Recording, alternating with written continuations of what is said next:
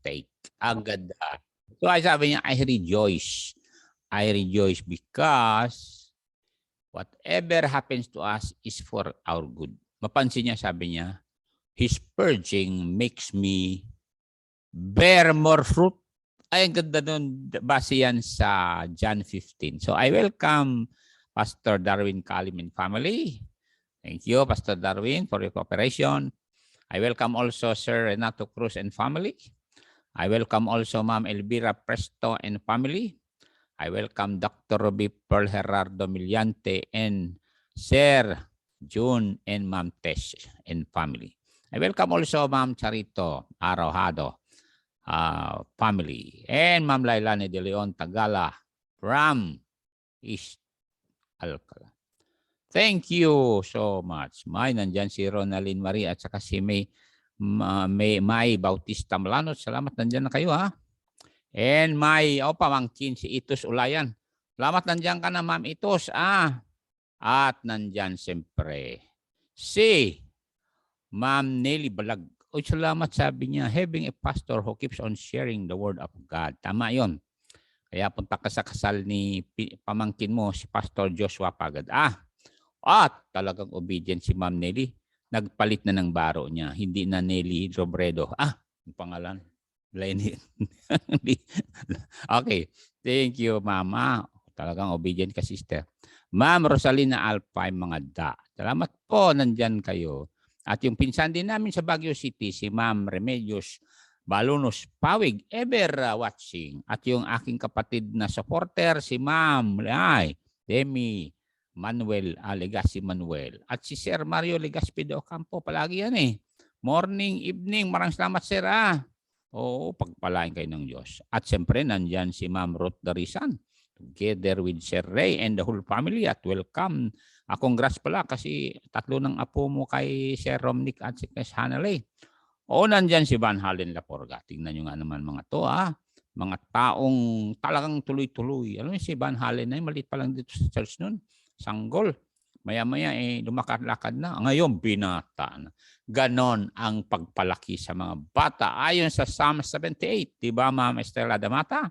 So, salamat nandyan na kayo. Now, punta tayo rito. Oo nga, good news daw para sa mga senior citizen SSS. Manta ka mo, may bonus pala ngayong buwan ito. Maraming salamat po. Okay.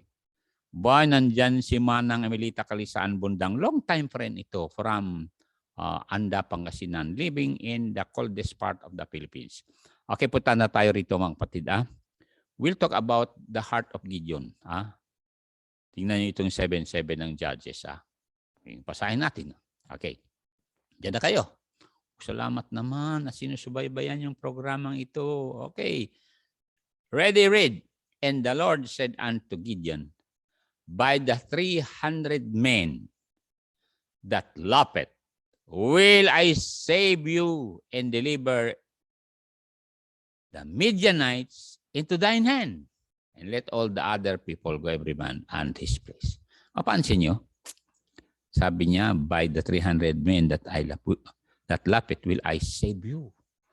And talagang nag-move on at nag-march on si Gideon. So I welcome also our good pastor, Pastor Reggie Okoma. And congrats dahil malapit ng Thanksgiving. And pakisabi lang sa mga membro nyo na handa kanina marami. Anyway, salamat po at magandang lugar niyo dyan. Let us pray. Heavenly Father, we are so thankful with these precious people who are praying for us, who are watching, Lord. And here are my brothers, my sisters, the members of this church. I pray that you will bless them, Lord.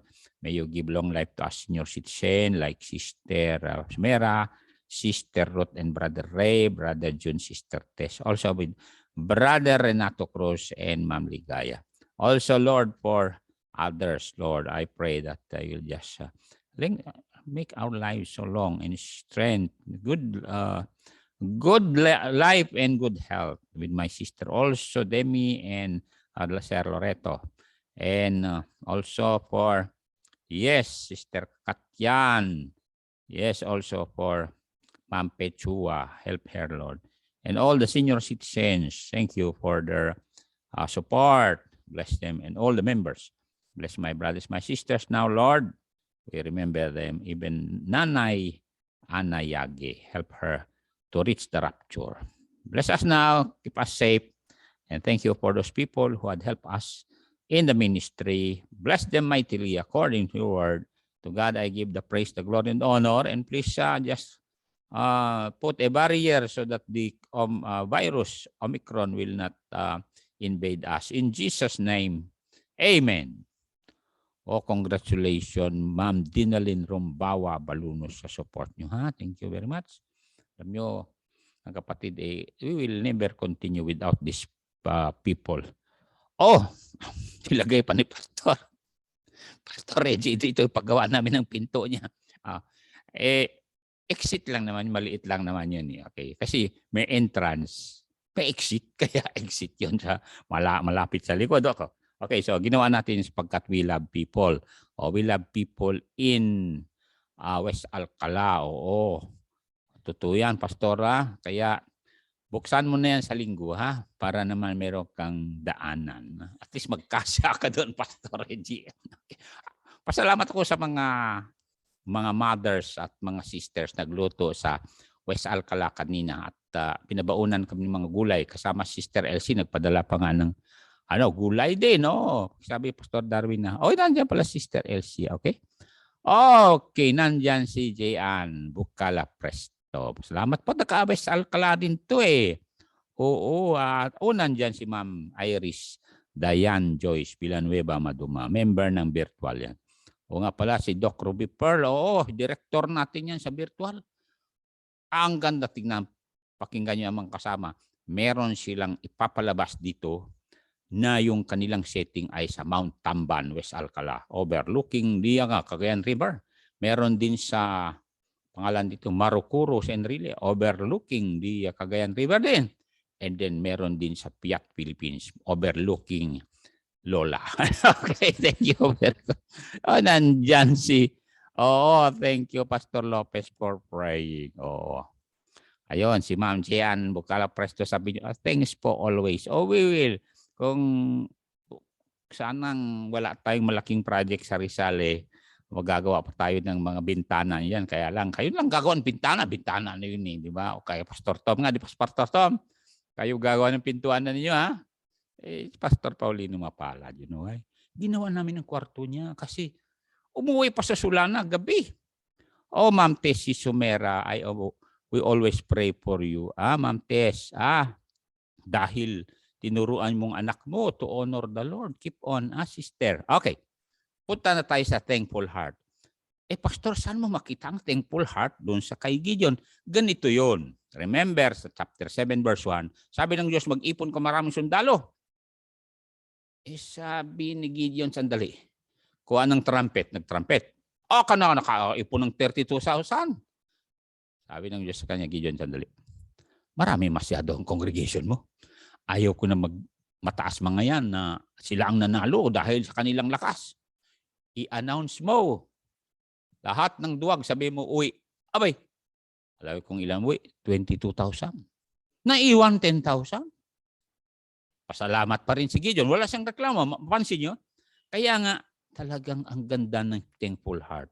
Kung thankful heart ka, wala ka talagang reklamo sa buhay na ito. Sabi ka kay Pastor Dan, mayaman tayo rito. Marang pagkain. Kayo papasalamat doon sa Alcala kanina. Ang dami pagkain. At may wifi na rin sila. Kaya pala. Okay. Ito mga kapatid. Sabi ng Diyos kay Gideon, 10,000. Ganito yan, Gideon. Dali mo sila sa ilog at tingnan natin kung ilan uminom. Alam mo nangyari. So I welcome Ma'am Reelia Jose Vera Bitante, Rum Ragon, and then Ma'am Jobilin Balesteros Chopilo. Maraming salamat po. Sa marami ang tinulungan na buntis na nanganak. Salamat. Totoo yan.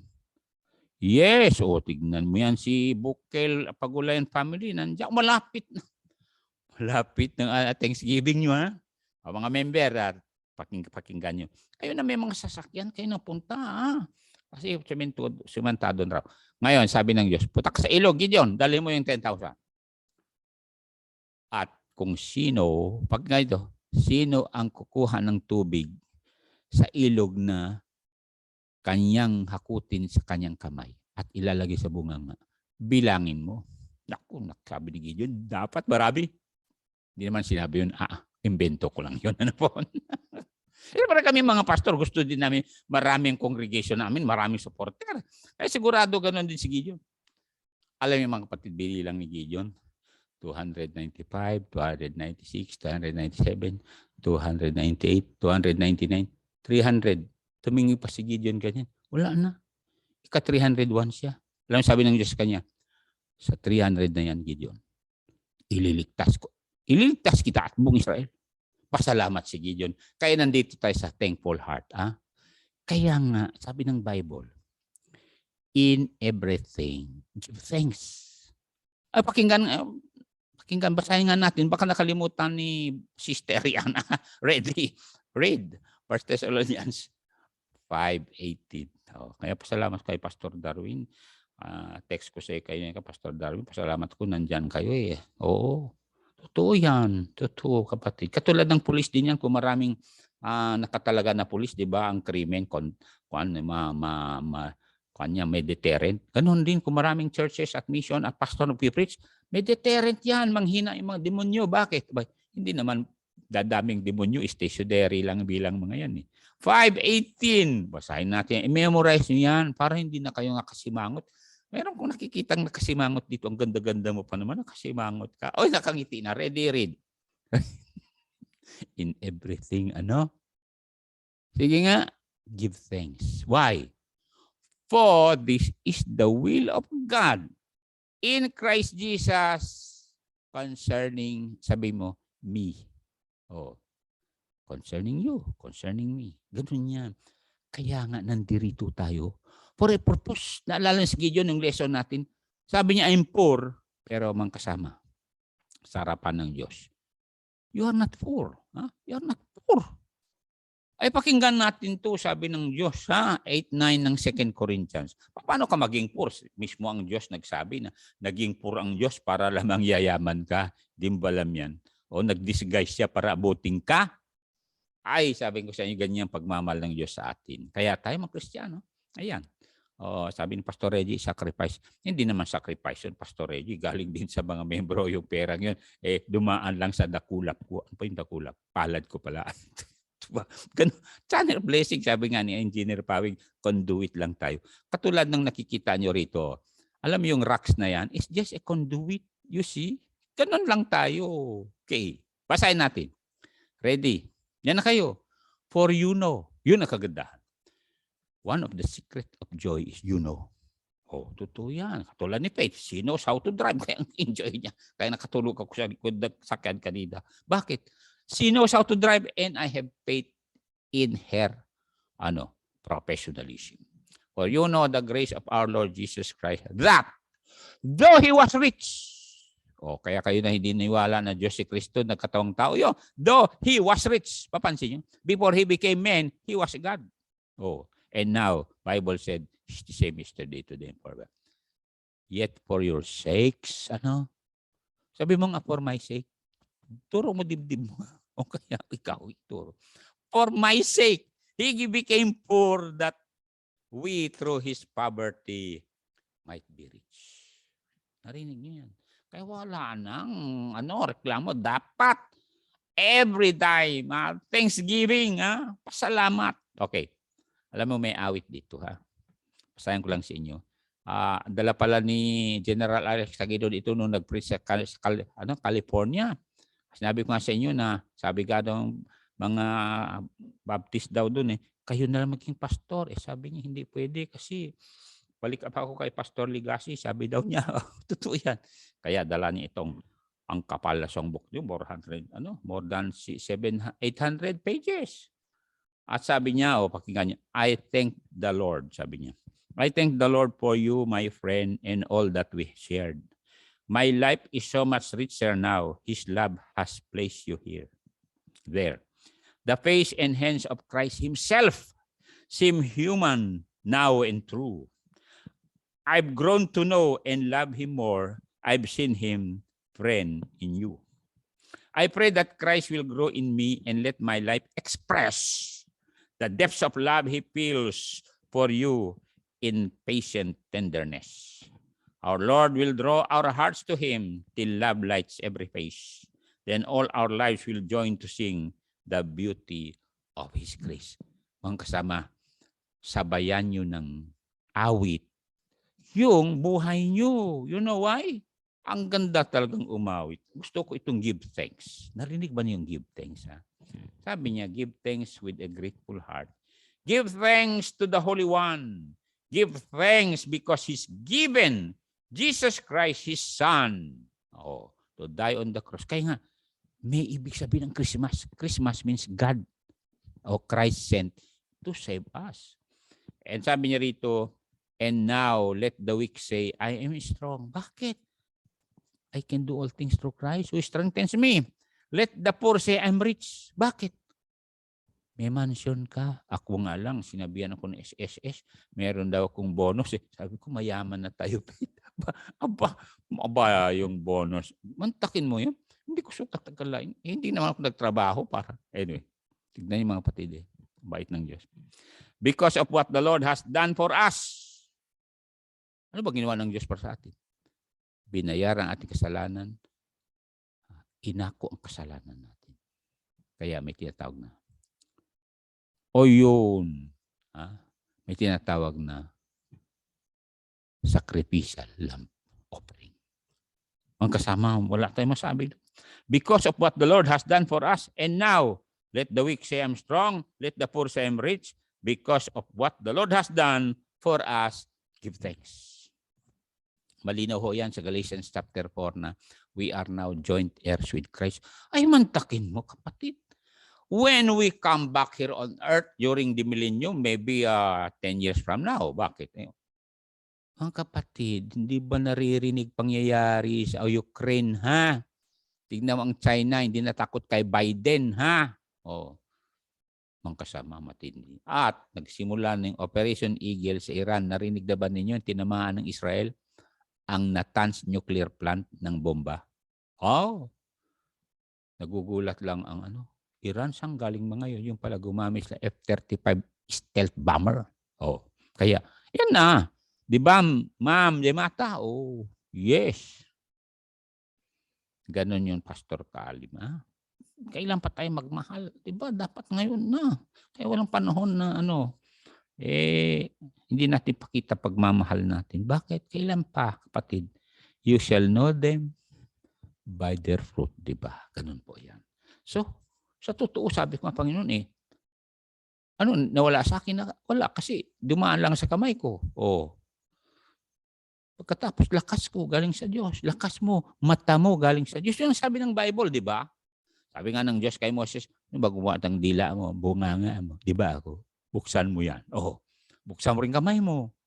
Sabi ko sa inyo, napakabait ng Diyos. Kaya kayo mga membro talaga nabukas ang kamay. Thank you so much. Pahabain pa ng Diyos ang buhay niyo. O katulad yan, may offer ang sister ko.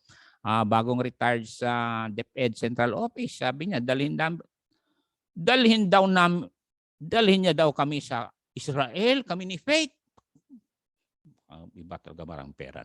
Alam niyo mga kapatid, yung kapatid kong yan, 1975, share ko sa Bible School, Pastor Lopez. Umuwi ako sa amin, dinaanan ko sa Tabok, librarian sa St. William's Catholic School. Pumasok ko doon, may Bible. May Bible. Salamat naman. At nihanda ng Diyos ang kapatid ko. Ngayon, member na sila sa isang Baptist church na po. Punta rin sila sa Baguio. Kay Pastor Celeste muna sila doon sa Baguio. Then later punta Manila kay Pastor Amanda. So mga kapatid, sa oras na ito nanonood sa akin. Kaya marami akong kamag-anak nanonood. Doon sa UAE nanonood mga pamangkit ko. Doon sa Saudi, sa San Francisco, ganon.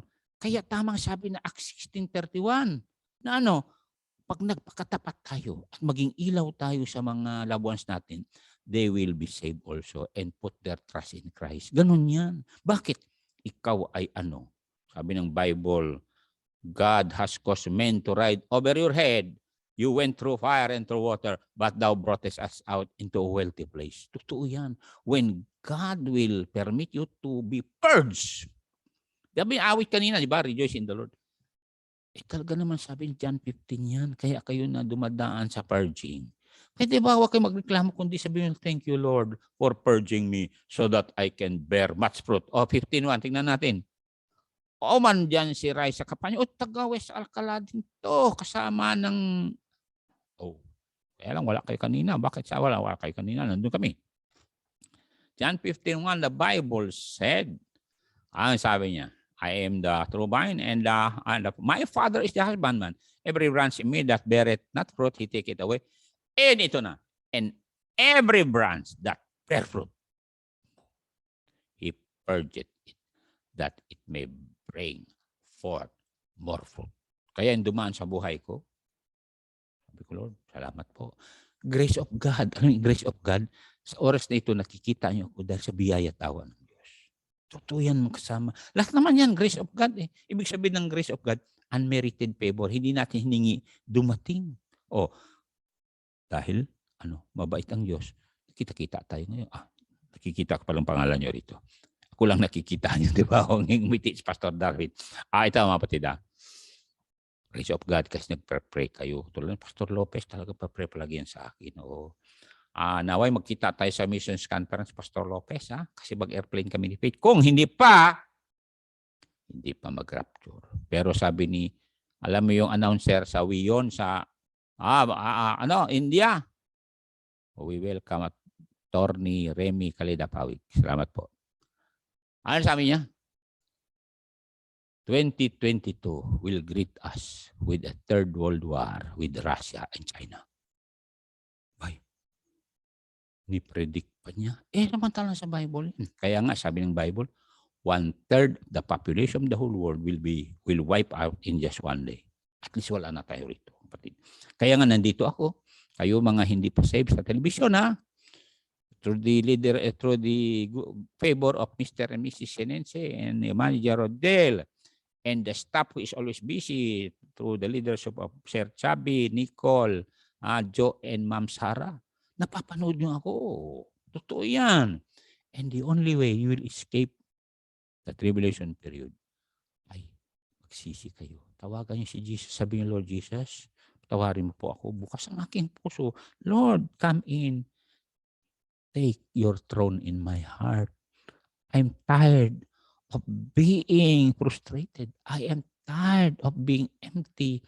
I'm tired of being a meaningless life, hopeless. Lord Jesus, come in and give me hope. Sabi ko sa inyo, ano sabi niya? I will come in. Ganun yun eh. Maraming salamat po sa inyong lahat. So thankful heart. Punta na tayo sa verse about thankful heart. Anong sabi niya rito? Pakinggan natin Waling naman. 1 Chronicles 16:4. 1 Chronicles 16:4. Chronicles. Ayun, salamat Ito mga kapatid May mga tao na pinili dito. Wala silang ginawa. Ministry nila ay bawat araw nagpapasalamat sa Diyos. Dapat tayo ganun, ready. And David appointed certain of the Levites to minister before the ark of the Lord and to record at and to thank and praise the Lord God of Israel. Mantakin mo, yun lang ang kanilang role.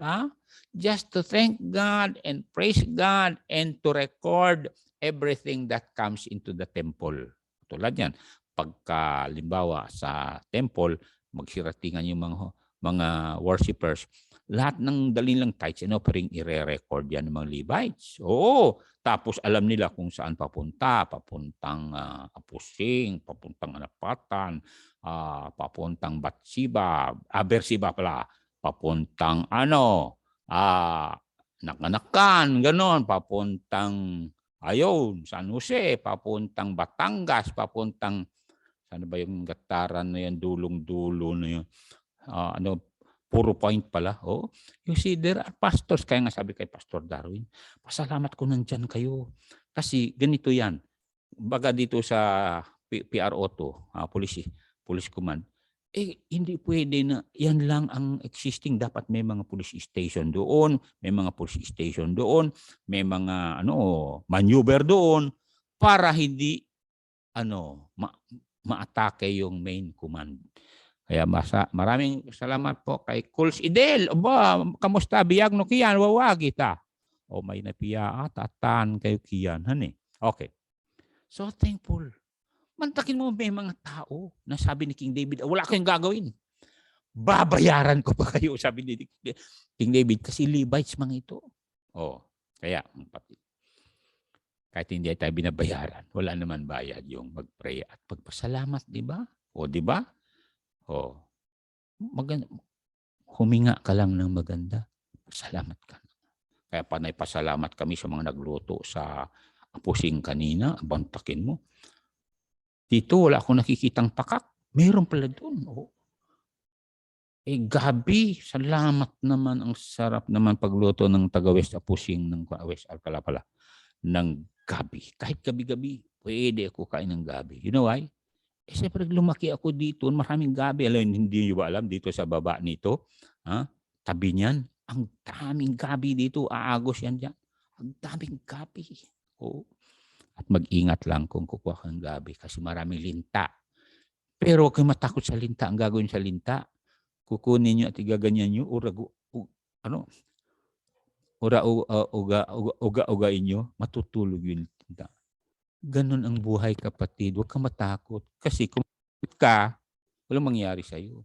Kaya nga sa amin, sanay ako sa mga litses, kunin ko yung mga litses, ginaganyan ko lang yan. Eh, masanay ka rin. Huwag lang ahas. Delikado yan. Anyway, meron yung sawa na hindi naman nakakakagat yan. Kung talagang alagaan mo. Pero delikado ang sawa kasi sawa yan. Okay, tuloy natin to. Oh, salamat. Okay, sabi lang kayo kanila, Pastor Reggie, masalamat ng marami ha. We'll go to, ito, Jonah 2:9. About Thanksgiving pa rin. Kaya nga, gawin nyo araw-araw yan. Thank you, Lord. Nagising ako ngayon. Thank you, Lord. May trabaho ko. Thank you, Lord. May makain pa kami. Yun. Thank you, Lord. Maaga ako magising. Ganun yan eh. Anong sabi ni Jonah dito? Alam niyo, binanggit ni Jonah ito nung nasa loob siya ng malaking isda. Don't you know that? Narinig nyo? Maaring nakalakdown si Jonah sa balyena, sabi nga nila eh. Dito, pero sabi niya, I will sacrifice unto thee with the voice of thanksgiving. I will pay that which I have vowed. Salvation is of the Lord. Chapter 2 ito, nasa loob siya ng balyena o kaya malaking isda. Yet sabi niya, I will sacrifice to thee with the voice of thanksgiving. Pasalamat siya. Nakakahinga sa doon sa loob ng balyena. Magpasalamat kayo, hindi kayo tulad kayo ni Jonah. Kung si Jonah nagpasalamat sa loob ng madilim na bituka ng balyena, dapat salamat kayo. Nandito kayo sa Pilipinas, ang laya dito, narinig na ba ninyo nangyayari sa Afghanistan? Walang makain. Nakita ako kanina sa update. Ang daming mga Afghans umalis, nandun sila sa boundary ng Iran kasi wala na raw makain sa Afghanistan. Paano kainin yung bato? Sige nga. Marami ng bato doon. Ganun din sa Lebanon. Kawawa sila doon. Ang kasama. Pasalamat tayo. At lately, ang daming homeless sa Amerika. Buti lang yung pamangkin ko si Mulin, marunong mangisda yun. Oo. So, hindi na siya bibili isda. Ang ginagawa niya, mamingwit sa Amerika kasi hindi pwede bingwitin yung maliliit. Bitawan ko maliit. Kung malaki yun. Tapos ang gagawin niya, dik-dik ng maraming sili. Bawang. Sibuyas. Igisa niya yun. Ay sabi ko sa iyo, magtatagal. Kaya nga sabi nung binilhan namin isda kahapon, Pastor, kaya hindi bumili isda. Sabi ko, dinurog ko yun. At nagdurog si Faith ng 1 kilong sili binigay ni Sister Jessel. Hanggang ngayon, hati-hati lang, konti lang. Kaya salamat po. Mamuhay tayo ng simple, mga kapatid, para healthy tayo. Alam niyo, mga kapatid, nga pala, ipagpare ko pala yung sabi, pasita o galino. Sabi nung lola niya, Pastor, pagpare mo rin apo ko kasi may bato daw. Kanyang gallbladder. Sabi ko, umiinom ba yan ng soft drinks? Ay, mahilig. Naku, sabi ko, delikado. Anyway, pag-pray natin si Pasita Ogalino, ha? Oo. Kawawa yung bata. Oo, elementary pa lang. Kaya, baka magalit ang soft drinks company sa akin, ha? Pero totoo yan, may kapitbahay kami rito. 12-year-old. Ayun. Dialysis. Sabi ng doktor, umiinom ba ito soft drinks? Ay, sabi nung nanay, mag-away kami yan kung hindi uminom ng soft drinks. O yun. Ha? Kaya mga anak nyo, ha? Kami nung araw, malinaw yung Ephesians 6:1. Ano yon? Children, obey your parents. Ngayon, baliktad na. Ano? Lolo, obey your grandchildren. Okay. Or parents, obey your children. Iba na ngayon. Pero nung araw, panahon ng tatay ko, ha? Meron siyang ratan. Sabi niya, bilas ko. Maghugas ng kaldero. Ay, hugas pa naman kaldero nung araw. Itim yun dahil sa kahoy. Paluin ka talaga. Pagdating ng eskwelahan, kung sabi ng teacher, gumawa na ka assignment, yung homework. Kung wala, paluin ka na naman. Kaya kami, kahit saan, disiplinado. Bakit? Hindi namin kunin yung hindi sa amin. Hindi ko itulad nung nakita ko. Pastor Kalim, huwag mong sabihin kung sino, ha? Takin mo bumibili ng bawang. Sabi nga, bili ko daw, walang nakatingin. Ibinulsa pa niya sa kanyang Amerikana. Bihira na. Pampira. Sabi ko doon, nangyayari sa Pilipinas na ito. Ay, di lang yon. May nakasabay ako. Sabi niya, ma'am, magkano yung galunggong? Sabi nung mami, 200. Kasi kilala ko kayo. 1.5 kilo. Pwede ba humingi 1,000? Sabi nung tinder, bakit? Ilagay mo dyan 500. Ako sabi ko. Hindi na ako nagsalita, ayaw ko may kaaway. Totoo yan. Pwede natin puntahan kung talagang nangyayari. Salamat po. Nakikinig yung taga PWH. Okay, thank you. At mga polis. At sundalo. Okay. Hindi ko na binanggit ng malakas, di ba? Pastor Conrado Manson. Ikaw, Pastor Conrado Manson, natutuwa ako sa iyo. Palagi ka nagpapakain sa Pampanga. Umuusok pa naman na yung Mount Pinatubo. Alam mo ba yon, Pastor Manson? Ay, daliin ninyo mag-soul winning dyan. Baka puputok naman yan. Nakita yung nangyari sa Indonesia, di ba? Pumutok. Ano nangyari sa mga tao? Ang dami namatay. Ang biglang pumutok bundok.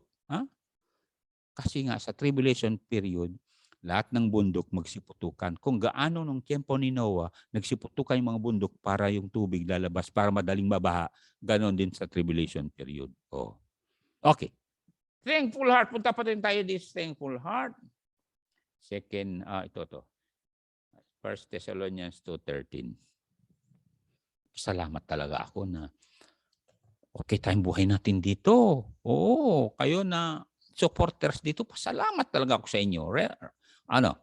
Ready? Nandiyan na kayo. For this cause also thank we God, sabi na Apostle Paul. Without ceasing. Yan ang aking pasalamatin, without ceasing. Mantakin mo kung wala mga membro sa abroad at dito. Wala na. Kaya wala kang pintuan. Pastor Reggie, wala sila. Pastor Calio, wala din blessing. Kung wala. Pastor Calio, narinig mo, ha? Mantakin mo. Dito sa loob ng church, iabot sa yung 200,000K. Hindi galing sa akin yun. Pastor Aldrin, naalala mo yun, si Brother June ang nagbilang para makabili ka ng lupa. Ganun lang tayo rito. Gawin din nyo yan pag yumaman na kayo. At kahit hindi pa kayo yumaman, basta maghiwalay kayo ng pang-mission, di ba? Tama po, Pastor. Sabi ni Pastor Conrad, marami. Pastor Manson, mabait na tao yan. Kasama ako mag-soul winning yan. Anyway. For this cause thank we God without ceasing. And here's the reason. Because when you receive the word of God, which ye have heard of us, ye receive it not as the word of men. Ganyan ginagawa nyo ngayon, kaya nanonood kayo. Yung sinasabi ko sa inyo, word of God, yung binabasa nyo. But as it is in truth, the word of God, ano nangyari? Itong masaya ako. Which effectually worketh also in you that believe. Ano nangyari sa inyo? Naging productive kayo, naging giver kayo, naging supporter kayo.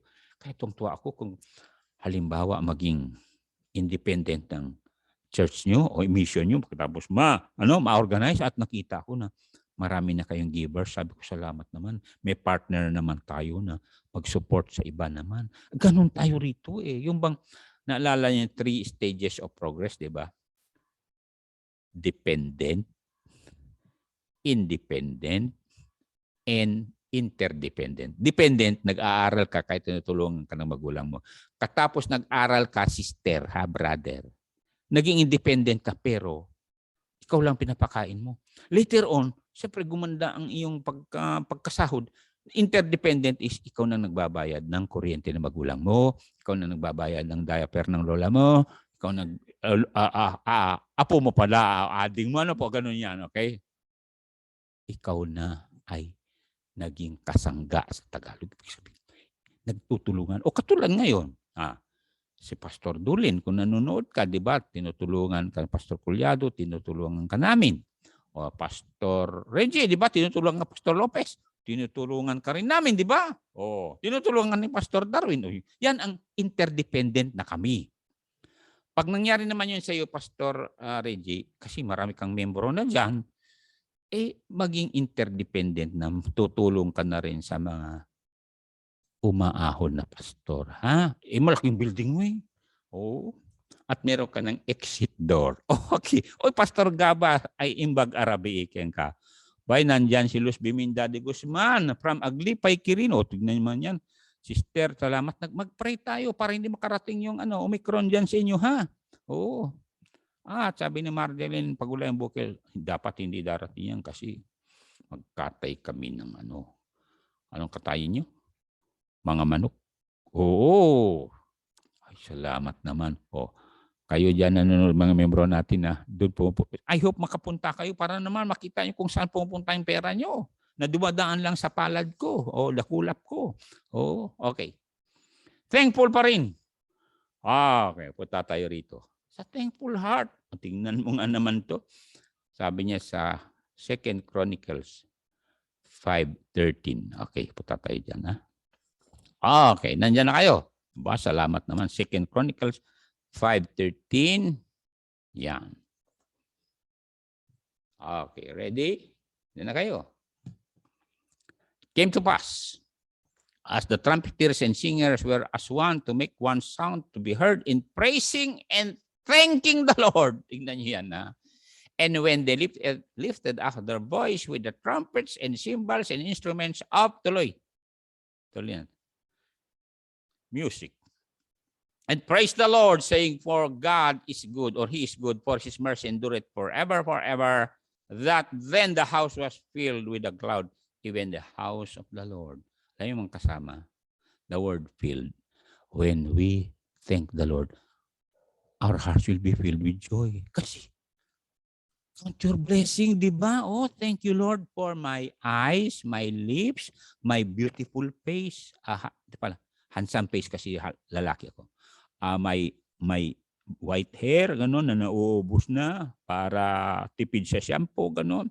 And then, mga kapatid, and thank you for sister ganito, brother ganito, si ganito. Gano'n yun, mga kasama. Wala dapat hangganan yung pasasalamat natin dahil ganito yun eh. Before man was created, God prepared everything from light to land, from air to water, from fish to trees, ganun to animals, to herbs, to gulay.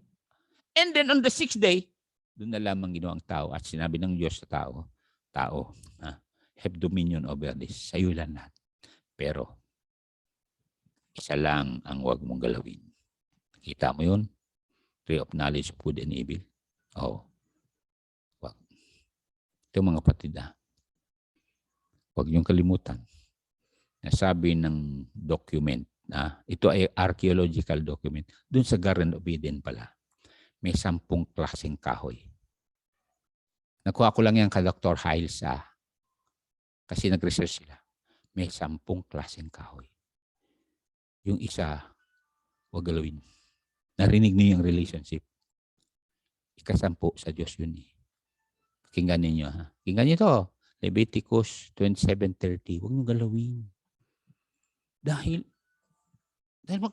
naalala nyo si Ekan, at least tapos na tayo kay Ekan, di ba?